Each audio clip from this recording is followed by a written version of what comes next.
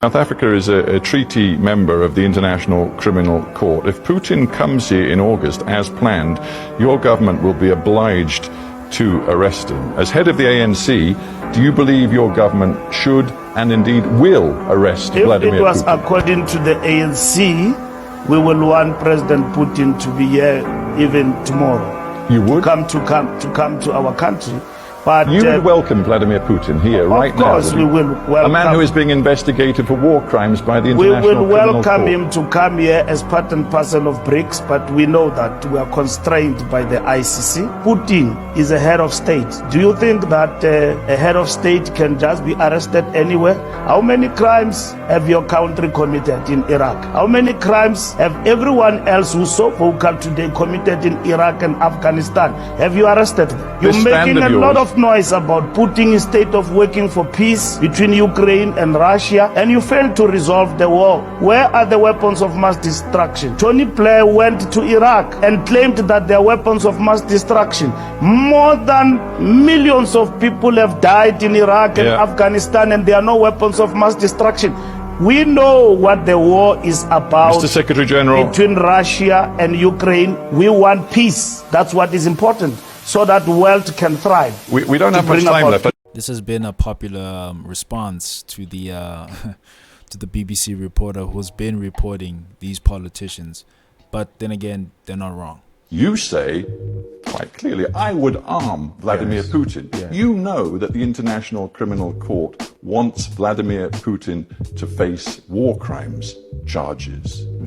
It must start with Tony Blair. It must start with George Bush. It must go to Barack Obama. Then it can go to Putin. So let's get this straight. You're saying to me that your policy, if you were in power in South Africa, is quite simple.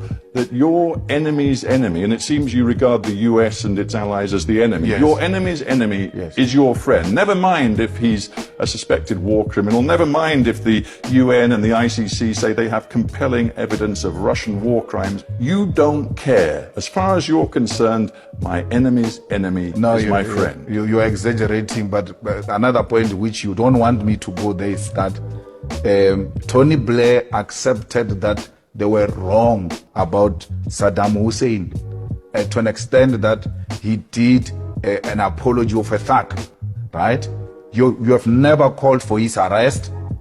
A man admitting that I was wrong. How many people died there, killed by those people? It's very clear to me that America is condemning us for the same acts that they would commit, the acts that would enrich them instead of other countries, at the cost of other countries, actually. You know, while we don't even do that right now, we're literally just trying to enrich ourselves with just allying ourselves with a country that's willing to help us and everything like that. Listen, I'm not even a politician, but I think I know that countries are out for themselves, and South Africa is literally like, you know what?